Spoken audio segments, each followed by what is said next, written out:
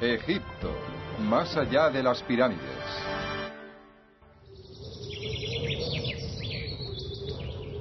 A 680 kilómetros al sur del Cairo se alza un templo extraordinariamente bello situado al borde mismo del desierto.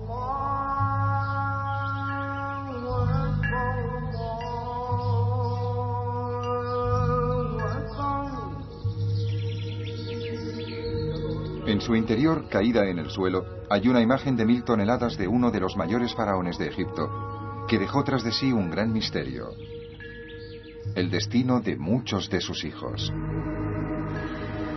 Misterio que algunos creen que podrá resolverse cuando se conozca mejor una remota tumba del legendario Valle de los Reyes.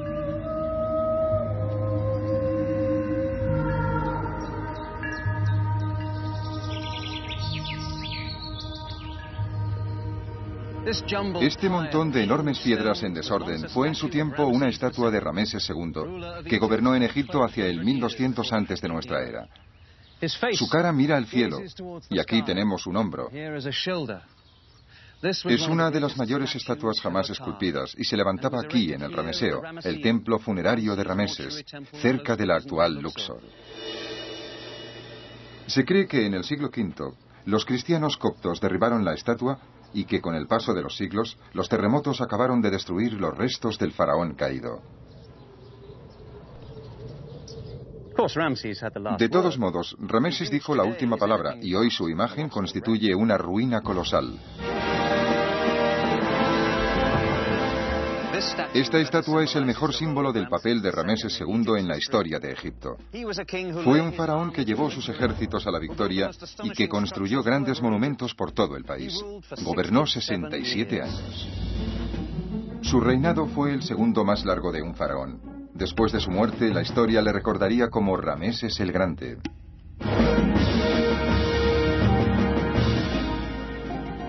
Rameses tenía poco más de 20 años cuando sucedió a su padre, Setos I, en el año 1280 antes de nuestra era.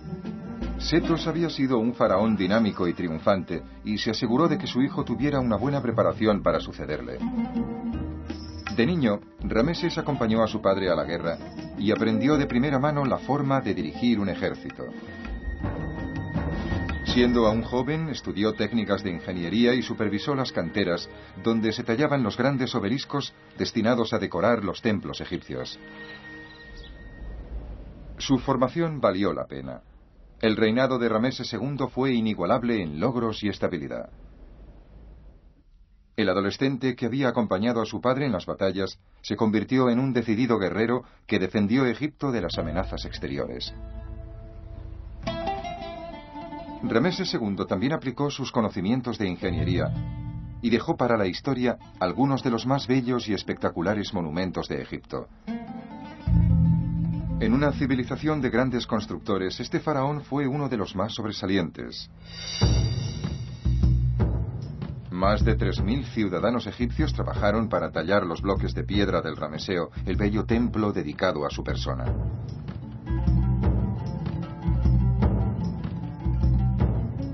Y sobre los acantilados desde donde se domina el Nilo Nubio, Rameses hizo construir uno de los mayores monumentos dedicados a glorificarse a uno mismo, el impresionante templo de Abu Simbel, en cuya fachada están talladas 4 colosales estatuas del faraón que miden 18 metros de altura.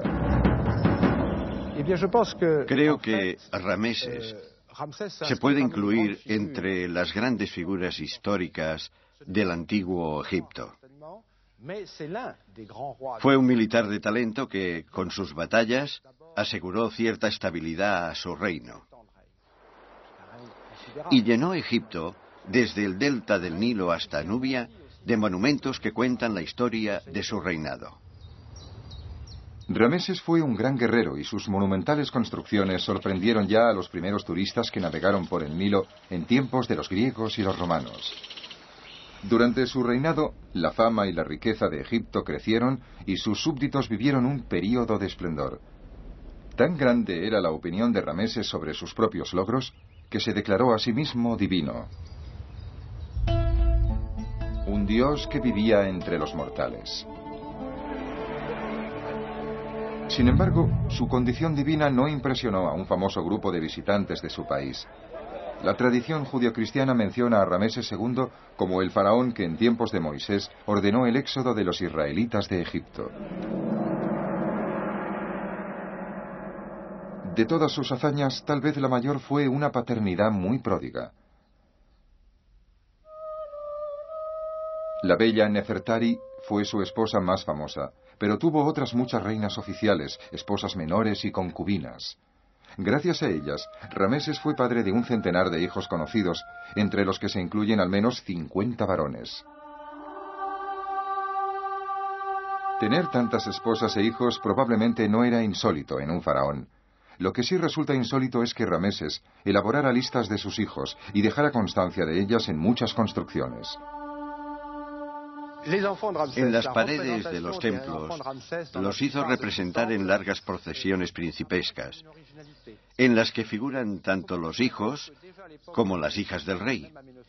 Gracias a estas listas se pueden establecer los descendientes de Rameses.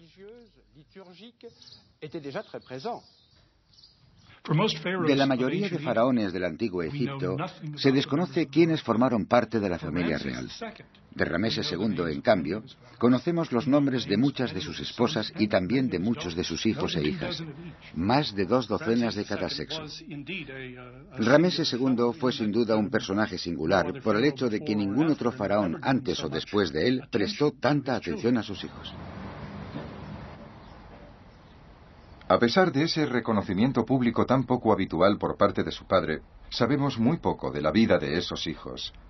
Ser heredero del trono de Rameses II tuvo que ser bastante frustrante, ya que este faraón gobernó durante 67 años y sobrevivió a 5 de sus sucesores. El primero fue Amon-Her-Jepeshef, que murió en el año 40 del reinado de su padre. Si Rameses hubiera sido el faraón del Éxodo, Amon-Her-Jepeshef habría sido el primer hijo varón fallecido cuando Dios envió las 7 plagas contra Egipto. Pero esta historia ofrece algunas dudas y es difícil de confirmar. Del resto de príncipes hijos de Rameses conocemos pocos detalles. El cuarto hijo, Hamuase, fue muy admirado y tal vez el favorito de su padre. Fue un sacerdote importante y supervisó la construcción de los principales proyectos de Rameses. Murió en el año 50 del reinado de Rameses. Mineptah fue el 13º hijo de Rameses, y sabemos poco sobre él hasta que fue designado general del ejército en el 40º año de reinado de Rameses. Probablemente gobernó en la sombra durante la última década de la vida de su padre. Incluso en su época senil, Rameses era alto para ser egipcio. Medía 1,72 metros. En los últimos años de su vida se vio afectado por una artritis y una desviación de la columna, y como la mayoría de sus compatriotas padecía problemas dentales. Tenía una constitución delicada, una nariz aguileña y afilada y unas orejas grandes y agujereadas. Era un poco vanidoso, ya que a una edad avanzada aún se teñía el pelo de una tonalidad rojiza. Hasta el final de su vida, Rameses II no dejó de ser Rameses el Grande, activo, enérgico y una gran presencia en la vida de su nación. Pero hasta a un dios viviente le llega su fin.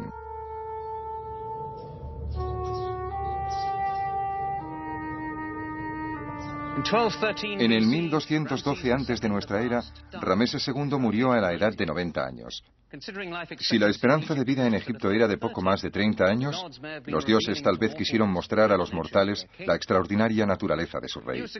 Le sucedió su 13º hijo, Mineptah, que gobernó durante 9 años hasta su muerte.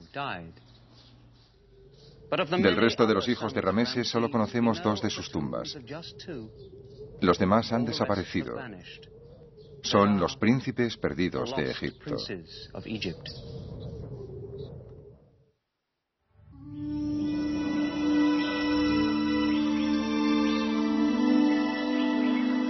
El largo reinado de Rameses II llegó a su fin en el año 1212 antes de nuestra era. Sin duda fue un momento de gran tristeza en Egipto. Pocos súbditos de Rameses habían conocido otro rey. Durante 40 días, los sacerdotes realizaron el riguroso ritual de momificación en su cuerpo. Pusieron su estómago, intestinos, hígado y pulmones en unos contenedores especiales llamados vasos canopos. Secaron el cuerpo con una sal especial, lo adornaron con amuletos y joyas y lo envolvieron con tiras de lino. Al final colocaron la momia en un féretro decorado e iniciaron el viaje al Valle de los Reyes, en el sur de Egipto. Estamos ante la tumba de Rameses II. Esta impresionante sala se excavó hace poco tiempo y es la primera vez que se filma. Es la sala más grande del Valle de los Reyes.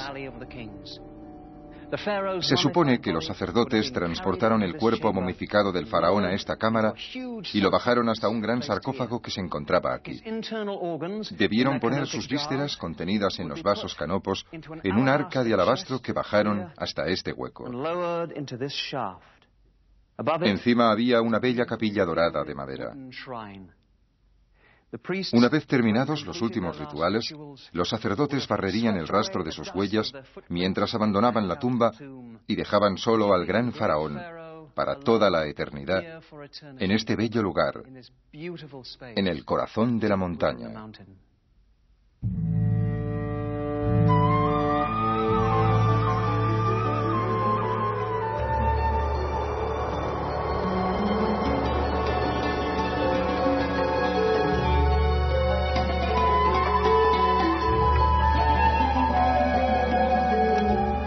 El mundo ha conocido los extraordinarios tesoros descubiertos en la tumba del faraón Tutankamón, que murió aproximadamente un siglo antes que Rameses. Si Tutankamón, un rey menor que tuvo muy poca influencia en la historia de Egipto, fue enterrado con tal tesoro, podemos imaginarnos los magníficos objetos y joyas que debieron llenar la tumba de Rameses el Grande.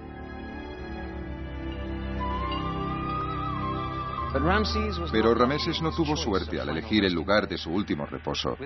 Al cabo de 150 años de su muerte, los ladrones de tumbas consiguieron llegar hasta el sitio donde descansaban sus restos y se llevaron lo que debía de ser el fabuloso tesoro de esta tumba del faraón de los faraones. Todo lo que nos ha quedado son unos pocos pero valiosos restos, descubiertos no hace mucho por el egiptólogo francés Christian Leblanc. En la tumba de Rameses II encontramos algunos objetos que pertenecían a la decoración funeraria. Lo más destacado son los restos de los vasos canopos en los cuales se colocaron las vísceras de rey. También hemos encontrado fragmentos de la cama funeraria. En la parte inferior delantera tenía dos cabezas de leopardo como estas, en las que se ven algunos vestigios de un color que parece oro. Y esta pieza, absolutamente excepcional, es una estatuilla de Rameses representado a una edad temprana. Estaba colocada cerca de la momia del rey, en la que tuvo que ser una de las más bellas y suntuosas tumbas reales. Desde los tiempos más remotos, los ladrones invadieron y profanaron las tumbas. Habitualmente trabajaban en grupos y sobornaban a los guardias. A menudo penetraban en las tumbas cuando se producían tensiones políticas que amenazaban la seguridad nacional y distraían a los encargados de su protección. Aparte de estos pocos objetos, el resto del tesoro funerario de Rameses ha desaparecido. Pero gracias a un milagro, la momia de Rameses permaneció intacta. Los sacerdotes, que consideraban las momias faraónicas como dioses, tomaron medidas drásticas para proteger de la profanación los restos mortales de Rameses. Junto con el cuerpo de su padre, Setos, y los de otros muchos faraones, trasladaron secretamente la momia de Rameses a una tumba antigua y desconocida, situada a poco más de 1 kilómetro del Valle de los Reyes. Aquí dejaron sin grandes ceremonias el cuerpo de uno de los grandes faraones de Egipto, amontonado junto con otras momias reales. Este secreto lugar de reposo estaba cerca y a la vez lejos del lujoso lugar construido para albergar su cuerpo. Su gran tumba quedó abandonada y desprotegida.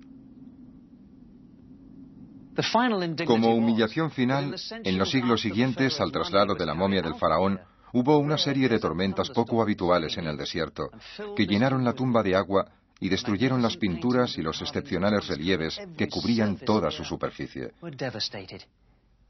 El estuco chorreaba por las paredes, las estatuas se descompusieron y los escombros procedentes de las inundaciones llenaron la tumba desde el suelo hasta el techo. A los descubridores de este lugar les costó mucho trabajo entrar.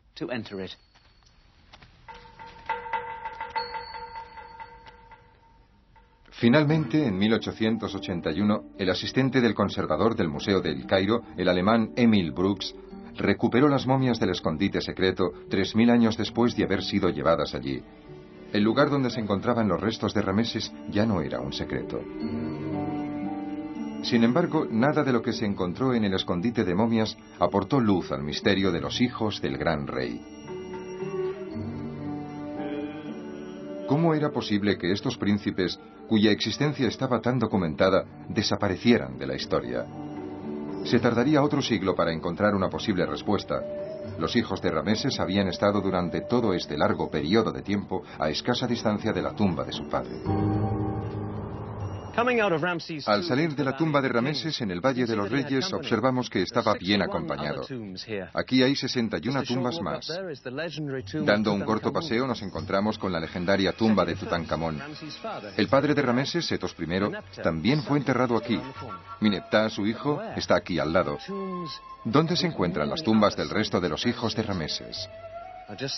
A tan solo 30 metros de aquí se halla la tumba número 5 del Valle de los Reyes, que tal vez contiene la respuesta a nuestra pregunta.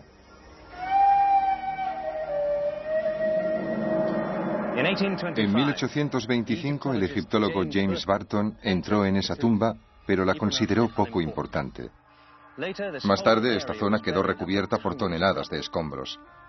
Los autobuses turísticos pasaban a poca distancia. En 1987 el egiptólogo norteamericano Ken Weeks destapó la entrada a la tumba. Cuando por fin penetró en ella, realizó el descubrimiento más importante desde el de la tumba de Tutankamón. Por primera vez en 3000 años, el mundo se acercaba a la solución del gran misterio de los hijos perdidos de Rameses.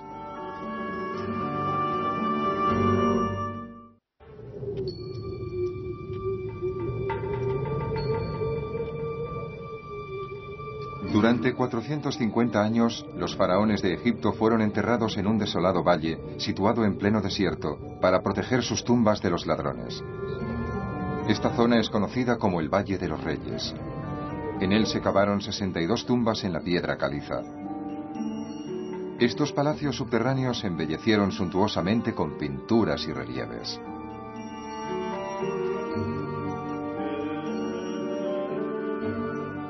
Ya en el siglo III antes de nuestra era, el Valle de los Reyes era un lugar silencioso y olvidado. A principios del siglo XVIII, un clérigo inglés llamado Richard Pocock visitó el valle y dibujó un primer mapa. Otros egiptólogos europeos le siguieron, pero el mapa de las tumbas seguía siendo impreciso e inexacto. En la década de 1970, el Dr. Ken Weeks, un eminente egiptólogo norteamericano, decidió dibujar los primeros mapas del Valle de los Reyes utilizando técnicas de medición que se basaban en unas medidas extremadamente precisas. Trabajó intensamente durante una década y acumuló muchos datos.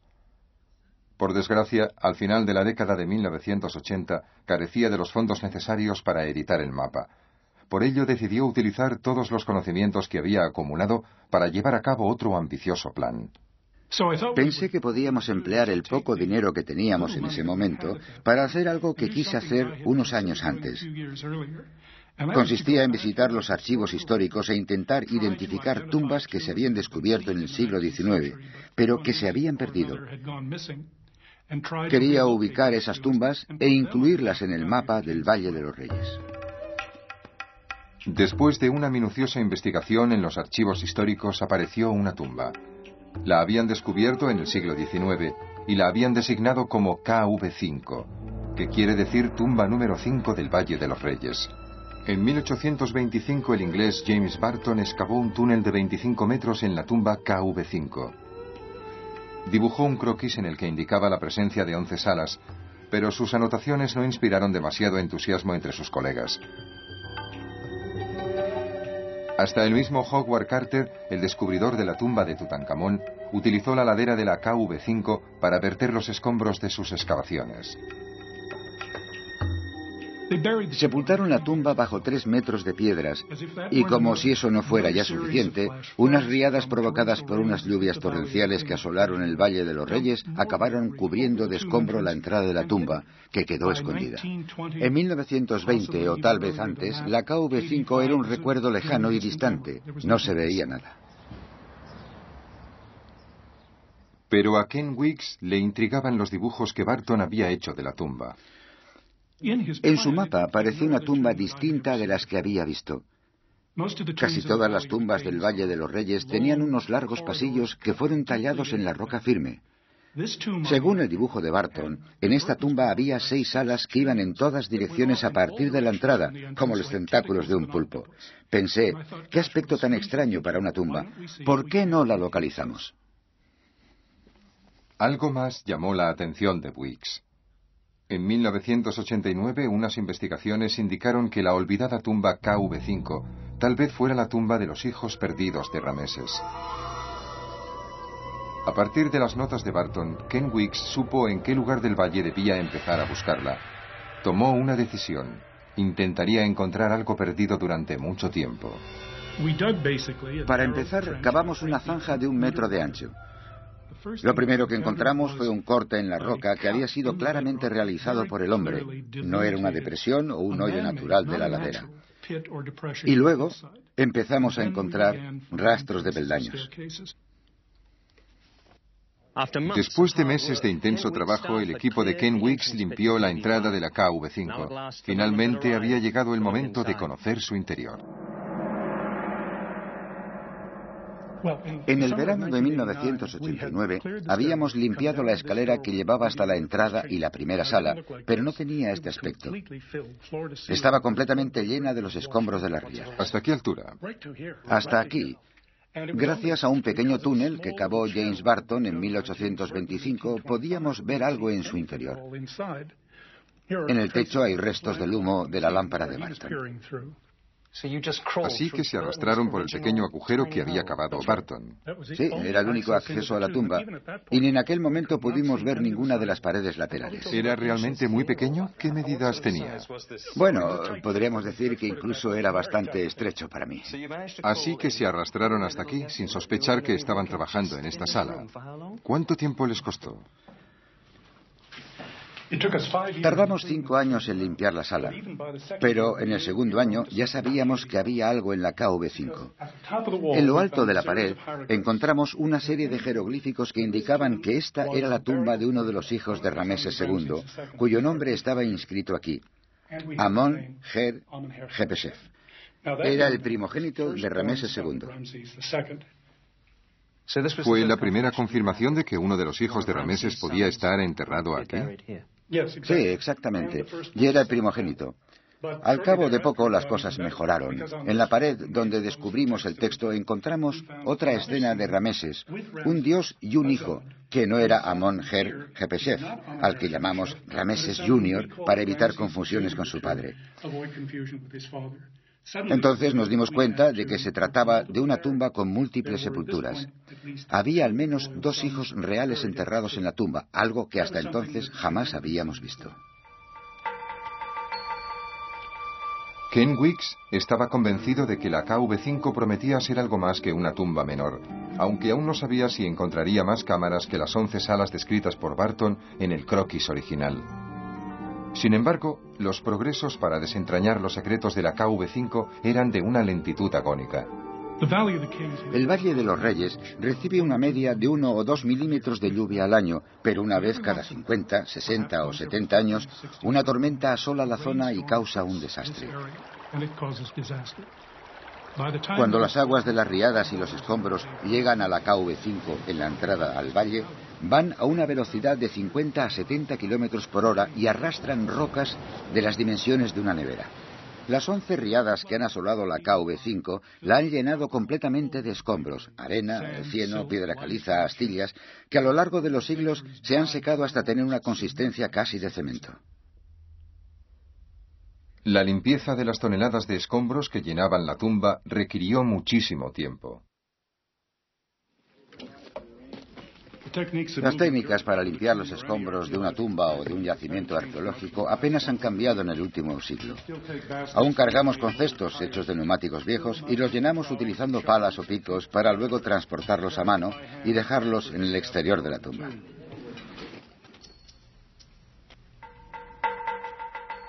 Tardaron 5 años en vaciar 2 pequeñas cámaras. Aparte de haber descubierto los nombres de 2 hijos de Rameses, Ken no encontró mucho más. Ahora les quedaba limpiar la sala 3, mucho mayor. Lo que Weeks descubriría en esta zona justificaría todos los años de paciencia y arduo trabajo. Ken Weeks se arrastró hasta la 3ª sala por este pequeño agujero. Esperaba encontrar algo debajo de esa enorme acumulación de escombros, pero no pudo llegar hasta allí. Se dio cuenta de que los pilares no aguantarían y que tenían que asegurar las grandes grietas que había en el techo de caliza. Un trabajo que justo ahora se acaba de terminar. El mapa de Barton mostraba una puerta misteriosa en la pared posterior, y Ken Weeks empezó a excavar en esa dirección hasta que en 1995 consiguió profundizar lo suficiente para arrastrarse por esa entrada. Lo que pasó a continuación es uno de los grandes momentos de la historia de la arqueología moderna. Finalmente, Ken Weeks estaba a punto de ver qué había más allá de la sala 3. Iba a entrar en un lugar donde nadie había entrado desde los tiempos de los faraones. Creíamos que encontraríamos otra sala pequeña, como la sala 1 o la 2. Sin embargo, enfocamos las linternas y no vimos nada. Solamente oscuridad. Eso significaba que la sala no tenía fin. No podíamos ver el final. Luego, cuando pudimos iluminar la tumba con electricidad, se convirtió en la visión más increíble que jamás he tenido en mi vida. A 30 metros, corredor abajo, alineada con las puertas que lo flanqueaban, encontramos una estatua del dios Osiris. Cuando llegó hasta aquí ya vio que era un hallazgo increíble. No paraba de repetirme, es increíble, no hay nada igual en el Valle de los Reyes. Había salas a ambos lados. Cada 3 metros había una puerta que llevaba a una sala pequeña o a un conjunto de salas. La mayoría están tapiadas. Sí, aún no las hemos excavado. En aquel momento seguro que pensó que lo que había encontrado allí era uno de los descubrimientos arqueológicos más importantes del siglo. Jamás se había encontrado algo igual. Fue cuando llegó a este punto que tuvo esa visión sorprendente. Una estatua de tamaño natural que al principio pensamos que representaba al dios Osiris, pero que ahora creemos que se trata de una representación de Rameses como Osiris, el faraón deificado que da la bienvenida a sus hijos en este corredor y en su ingreso a la próxima vida. La bella estatua de Rameses acabó de certificar que esta era la tumba de sus hijos reales. Con el hallazgo del corredor 7 y de su complejo de salas, la importancia del descubrimiento de Ken Weeks empezó a difundirse por el mundo.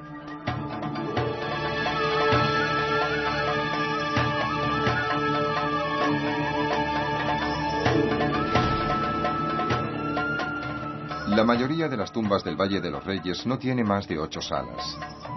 La de Rameses I, abuelo de Rameses el Grande, solo tenía 4, así como la del legendario Tutankamón. Weeks ya había descubierto 65 salas y muy pronto aparecerían más. Jamás se había hallado nada parecido. La KV5 parecía ir en todas direcciones. Este corredor es desconcertante. Tiene una pendiente mucho más acentuada que los demás. Algunas de las salas laterales excavadas aquí se encuentran bajo el suelo de las salas del nivel superior. Al final de este corredor tan inclinado, de repente descendemos 4 peldaños y nos encontramos en otra gran sala con pilares.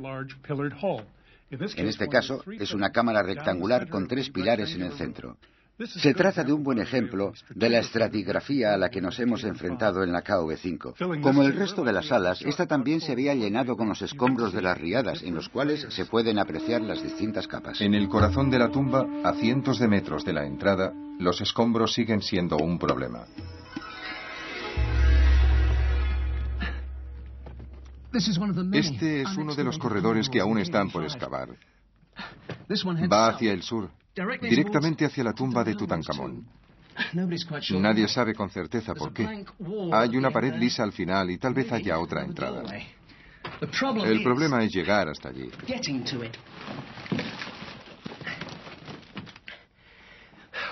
Con tantas salas y corredores, esta tumba tiene las dimensiones de casi medio campo de fútbol y está llena de escombros. Detrás tal vez se encuentren más fragmentos de cerámica, vasos canopos y hasta quizás restos momificados. Este material es tan duro como el cemento. La excavación con maquinaria está totalmente descartada. Todas estas toneladas de escombros deben retirarse a mano. Los escombros de las riadas son tan solo uno de los obstáculos que impiden llegar a los secretos de la KV5. Creo que esta es una de las partes potencialmente más interesantes de la KV5. Desgraciadamente, también es la más peligrosa. Al estar situada debajo de la carretera por la que han pasado los autobuses turísticos durante los últimos 40 años, el techo se ha desplomado.